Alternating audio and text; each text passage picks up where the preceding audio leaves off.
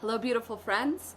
So I felt called to do a quick reading and spread, but also just to speak to the connections that we have experienced, those of us walking the path of sacred union, and those of us who are just human in relationship. There's a lot of talk about the anxious avoidant dynamic, and I myself have gotten to play both sides of those roles, and I'm now kind of reaching a point of stabilization where I'm moving towards more secure, healthy attachment. Little bits of threads come up still, of course, in different connections, and of course, the deeper the connection is, the more intense that reflection is. But what's really beautiful is I am noticing overall for the collective, those of us who have been in the more recent years been leaning towards more anxious tendencies have done a lot of healing work and have really stepped kind of out of that threshold, out of that overthinking, over processing, oversharing. And I'm noticing that there's still a lot of avoidance going on. I'm still seeing a lot of avoidance come up in connection, and I can't quite speak to how that's being experienced for them internally because they don't typically share that. But I want to bring some attention to it because I think as we move forward in the path of sacred union, this is a major thread that needs to be healed. And I've been getting this messaging for the last couple of months of just being over it and not wanting to play the game that way anymore. Of like, if I'm feeling anxiety, it's because something is actually wrong. It is my intuition saying I am moving completely in the wrong direction. If I'm feeling avoidance, it is that something is wrong. So I've actually kind of tuned my own emotions to be more fluid in the sense of those big things are actually just me directionally pivoting in a way that doesn't make sense. Now, early on in my spiritual ascension, I experienced like full-blown anxiety attacks. And how I described these to people, it was like a rush of energy kind of coming down through my head and over my body. And I was resisting it. I said, no, I can't receive this. I can't receive it. It's too much.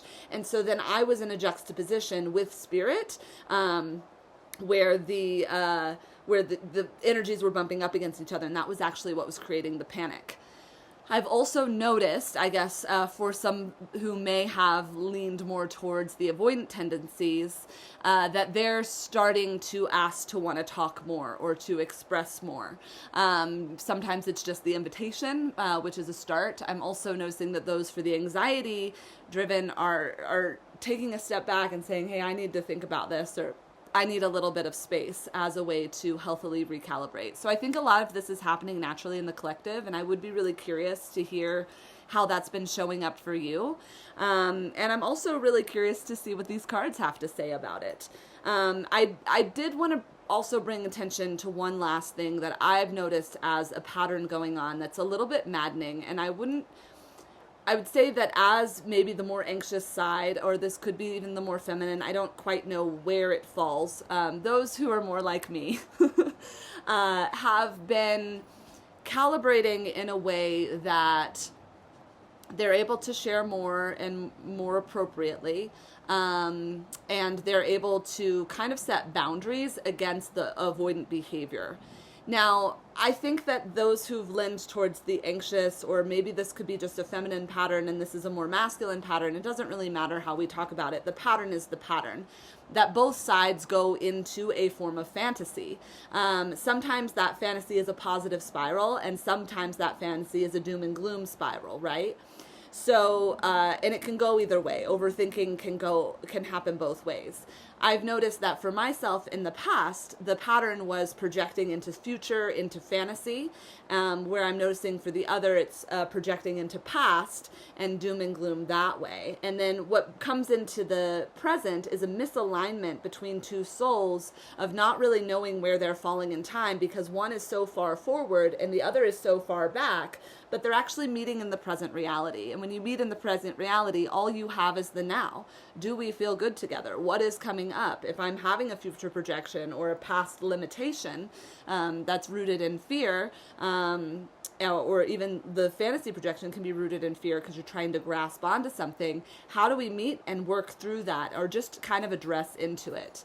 And I have seen a pattern emerging where it's like we can't even, like the more avoidant side can't even address the elephant in the room. So while I'm not feeling the same sense of anxiety that I would, and this happens in all relationships, not just union. Sorry about the dogs barking. That's a part of what it is to have dogs. In this, it's like in the room, there's almost like a form of denial of what the reality is. And that is completely maddening. And for me, it's almost like a dissonance between the 5D and the 3D. Here's like the world of the soul, and that communes and understands the 4D, the emotional connections, past, and then there's the 3D, which is just kind of what is. And it's sometimes like the person presenting is limiting the 3D, being like, oh, I don't even see you in the room. And it's like, but we've shared all of these things. Like, why suddenly is there no existing? So I'm talking about from past things for myself, as well as what I'm seeing with other union pairs, as well as what I'm experiencing for myself. I think sometimes like people who share these things can be so elusive of like eluding. It's active for me too, but here's how I'm processing it and want to share with you. So it's kind of almost like a form of gaslighting, but it's like spiritual gaslighting almost, because I feel fairly certain that both parties are experiencing the heightenedness of some of these sacred union connections. Now in that, how is it that we dance with it? By denying what it is, that doesn't feel true. So for myself, I've really had to step into this place, and I believe I shared this in the last video too, of how do I share from a place that is rooted, it's grounded, it's connected to soul and source, it's connected to the earth, but it honors who I am, where I've come from, where I'm going, and what I'm currently showing up as. And that reflection can be really intense for some, and they might completely run away. But what's also beautiful about that reflection is we're really having to stand in the truth of the moment. And I think collectively we're seeing, there's so much secrets and things coming out about the government and blah, blah, blah. I don't pay attention to most of that, but I get the threads of what's going on. So as the micro is the macro, and the more we show up in truth and transparency in all of our relationships, and we don't run or deny, and we hold each other accountable. When am I going into this? When am I overthinking it? Just kind of can hold these larger containers of what's going on, the more I think we have tolerance and compassion, and the more the nonsense stops. Once you bring light and words to something, that often dissipates the charge. And while it might not be the outcome that we want, it releases the pull when it's cleanly discussed between all parties involved. So I just wanted to bring that forward, and now we're going to look at the cards and see what came up. So I did this spread, and I got called to work with the traditional tarot, which I haven't used in a while. Yeah, okay, this is really an interesting spread coming forward. Okay, so I was specifically imploring around this anxious avoidant attachment, a dance between the two, specifically with maybe the non-avoidant, because again, as I'm saying, I'm seeing a lot of the anxiousness get healed, and the avoidant, okay? So I'm going to try to refrain from using masculine, feminine, and anxious avoidant, because I even think we've evolved past that. So it's the non-avoidant and the avoidant, okay? And I could be wrong. Maybe I'm anxious as hell. Who knows? I'm trying to see myself as clearly as we're all trying to see ourselves. Whoa. Okay. Whew. This is a big reading that I did. I drew all the cards before and just flipped them over now. Okay, so we're starting with the non-avoidant. And I could have been holding the deck incorrectly, but what I feel in this with the Forest of Enchantment is we're really working with this energy of trusting spirit and trusting the divine process and flow that we're in. A lot of times when my cards come up in reverse, that's what it means. It's like this is coming from the above down below. Okay, so we're in a process of alchemization. What I see for this is there's been a lot of support coming through. This is the Three of Wands, but I see a lot of support coming through for the non-avoidance, for those who are really working towards more secure, healthy attachment. Because even though we're dancing in these soul realms and experiencing things on a 5-dimensional level, or maybe even beyond, with your beloved, maybe they come through in dreams, maybe you experience like a split consciousness sometimes within a room. So those of us who are connected to all of these levels, we're receiving extra support and light. Like I really feel of like, just trust the teams, we've got you. There's light forces coming in, your own personal light is expanding, you're grounding, you're connecting, and I almost see it's like your sacred flame in your heart is radiating so bright that nobody can fuck with you. That your wobbles becomes less and less and less, and that doesn't mean you won't ever have them, but those moments you might feel the impulse to fight back, to justify, to over-explain, to defend, to really try to get to the core. Those impulses might be there, but the support of the light around you is immediately going to bring you into a calibration, almost like a shield that reflects it back of like, wait, hold on, that's not where we're going anymore. And I'm not going to play the game anymore. I want healthy, secure attachment, and to hold healthy, secure attachment, our dynamic would need to unfold or flow like this. Our conversation would need to be held within these structures that create safety for all of us. I think a lot of us who have leaned towards the more anxious side and are working on non-avoidance and really being present have had to slow down a lot and take deeper breaths and really be present with all that's showing up, okay? So, yeah, I feel like the message of this is like you've got cloaked, hidden support that is continually coming your way, and that's what the internal world should feel like. Now, the external world is interesting. We got the Chariot, okay? So this is a card of movement, progress, action. I love that they give me the keywords on this. Willpower, control, direction, departure, and courage, okay? So this is the external energy, okay? And to me, there's almost like an air. I rarely use the traditional tarot, but this to me feels like the Empress on her throne. This feels like total goddess energy of just like, I'm a queen, and if you're going to come to me, you've got to, pass those guards at the gate. Oh, you're good? Okay. Oh, you're going to laugh at the fool I have in my court? Oh, good. Now we can play. Now we can talk. Now we can meet in a place of balance where we're working with the polarities and not getting trapped in the polarity and we're moving with the duality. We're balancing this out. And what's so lovely is the in-between energy of what's coming up here is the Nine of Cups. So what bridges the support from the celestial realms into the movement of the dynamic and the stepping forward in more strength is the Nine of Cups, all right? This is that heart expansion. So this would be, this is 5D, this is 3D, this is 4D, okay? So this is exactly what I was expressing of this total expansion. Okay. So now for the more avoidant one, and perhaps they are the one working on non-avoidance. We have the one who has mastered it and the one who's working on it. All right, so we get a reversed death, okay? This death card has strangely actually been coming up a lot, and I feel like with the non-avoidance, it's not a sustainable model anymore. This is the end of this all. Again, this is not a system that we can continue to function in, and things are moving fast with spirit now. We are actively co-creating our dreams. We're actively listening to how to develop, how to move things, all very beautiful. So with this black shuck here, we, and this death card, to me, the lesson being integrated is the loyalty to self and the loyalty to other. In addition to the end of this cycle. But how that is reframed in the death, it's like I can no longer be unloyal to myself and I can no longer be unloyal to those who present around me.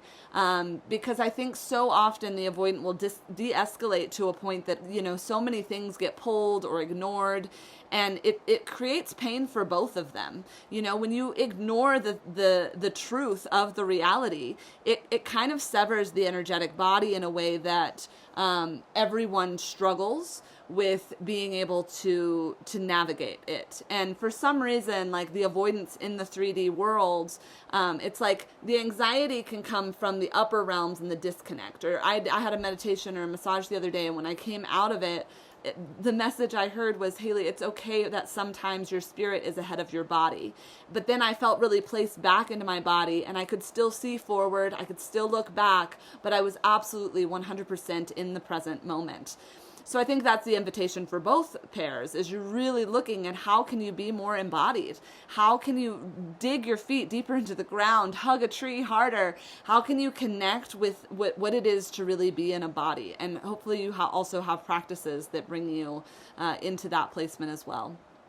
Okay, so yes, so this is this beautiful connection here of the death of the avoidant is coming. Hope not in the physical. The pattern of avoidance is dying actively. All right, and a lot of that comes through the wishes and the secure healing and the attachment of that. Okay, so the this is fascinating. Okay, so the card that then comes forward is the Seven of Pentacles. Okay, and this is, to me, is really a card that talks about, like, okay, you know, it's kind of reaping the harvest. It's assessment of the land. It's a lot of options are available, and which one are you going to pick? And the card itself says long-term view, hard work, perseverance, diligence, and sustainable results and investment. Okay, so the Seven of Pentacles is what we're wanting from those who've been leaning towards the avoidance, I think. And the lesson in that is we can't move in any direction when we're avoiding partial truths or whole truths of the reality that we want. And I received a gift from a divine masculine that I worked with, who's working through some of these things, and he was talking about the reverse engineering of his own life. And I thought about, well, why aren't we doing that in relationships? And so, taking a moment to be like, okay, are my relationships really reflecting the person that I am and the person that I want to be around? Are my relationships reflecting that? What qualities do I want to have in my relationship a month from now, a year from now, 5 years, 10 years, 50 years down the line? Is this how I still want to be showing up? And starting to work backwards from that. I love this idea that when I'm 80, I'm like, I don't want to be sitting around with my girlfriends being like, oh my God, he did this and he did that. Like, that's not the person I want to be. I want to be like, whoa, look at how this man's showing up. Or look at this strapping young lad who just, is creating change in the world. And, like, I don't want to be a silly girl anymore. I want to be a strong woman who really supports the way that the masculine is showing up. So I guess in this reading too, we're also addressing how our own internal dynamics work within this. But I love that this represents the long-term stability that's moving forward with those who are working through the anxious dynamics. Now, how does this get bridged? Da-da-da-da! The Chariot! The Chariot, okay? So what's being stabilized right now is that four-dimensional realm where it's like we can really call out what's happening in the 4D.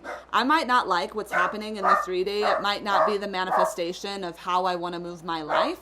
However, it does show and share what it...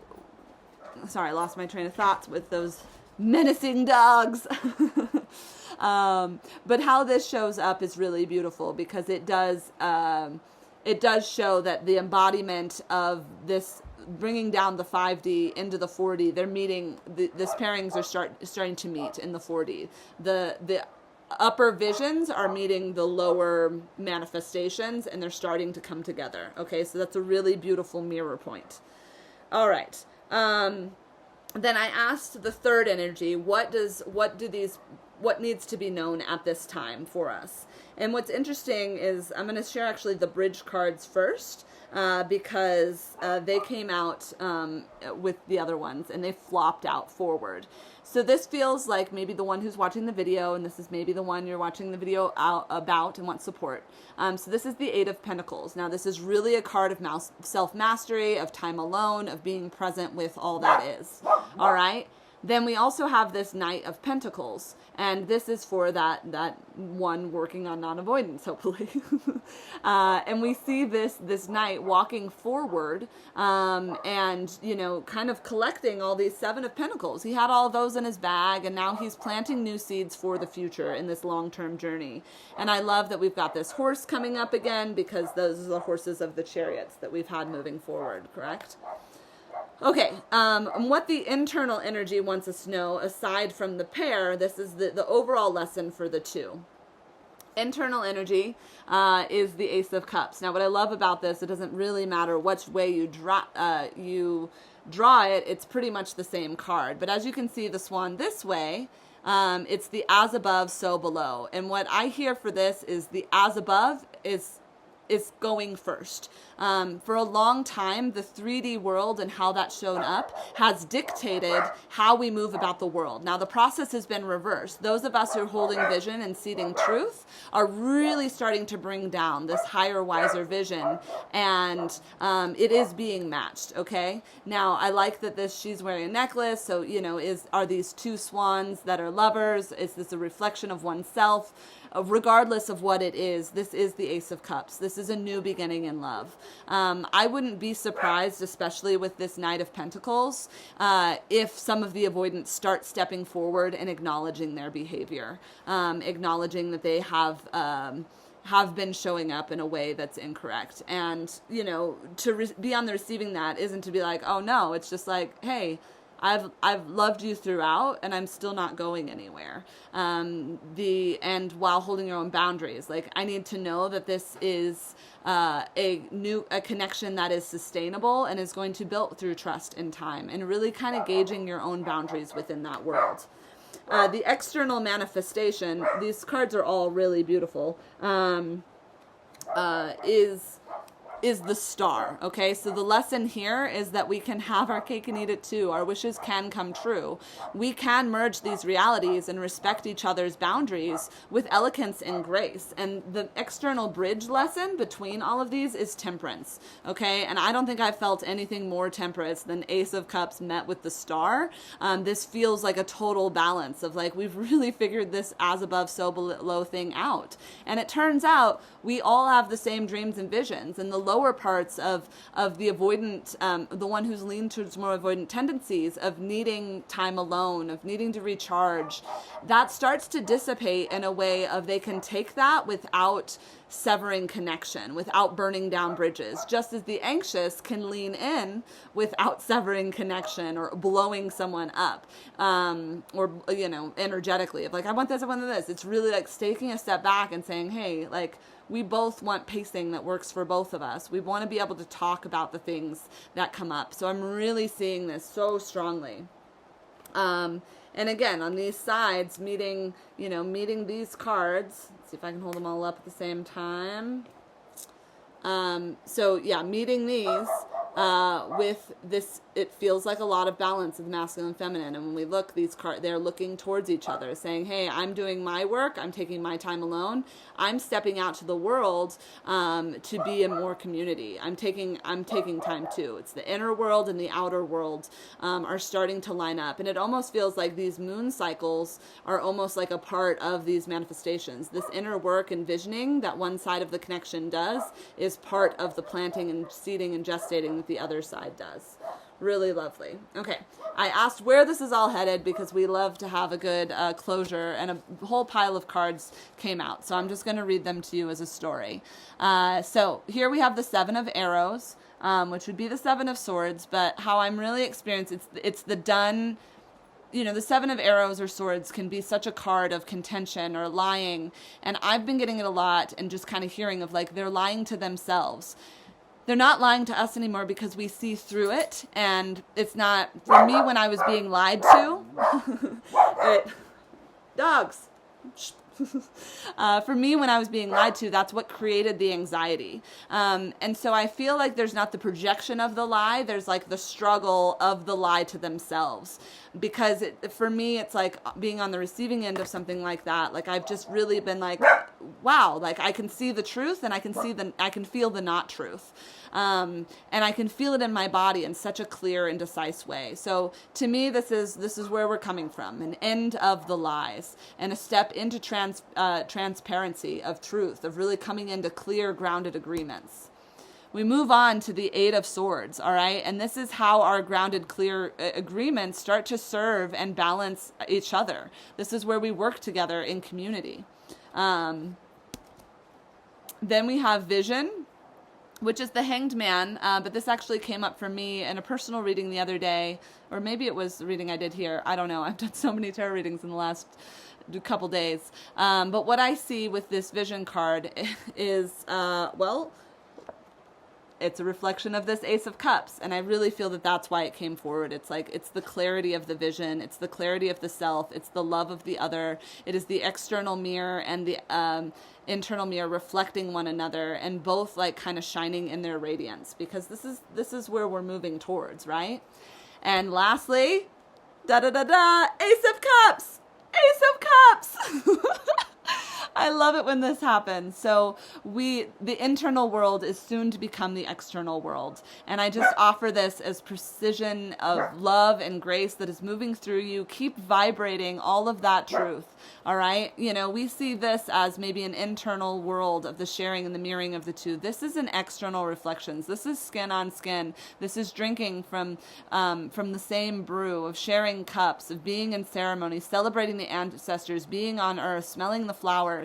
All right. So, you know, I have a tendency to be overly optimistic, and I can't tell you how these connections are going to move forward and what that's going to look like for your individual world. But I know for myself and how I feel inside is I don't feel afraid that that world is going to manifest or not. Sorry, my video got so dark. The sun just set, and quite dramatically in the last 25 minutes. And now we go into the world of dreams. So, anyway, I know for myself that I feel a new balance, a new sense of confidence, of security. I really feel like this is the time that I've been waiting for to move in.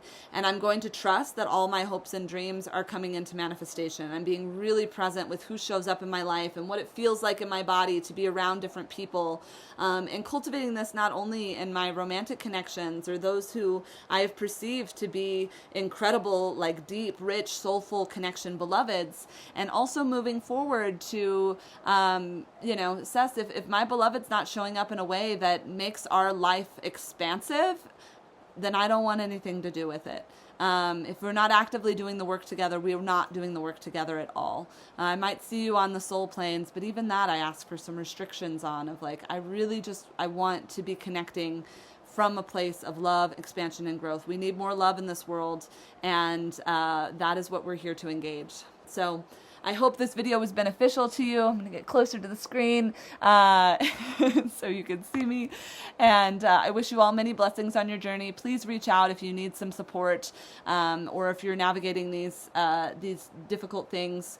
You know, I think sometimes when I go through a thing, I often notice that then other people go through it. So, yeah, I feel like I'm a little ahead of it so that I can be of assistance. And I think our whole world kind of operates that way, as the people show up who need our medicine when we need it. So please reach out. PRISMHEALERS@gmail.com is a wonderful way to connect with me. And I wish you many blessings. Aho.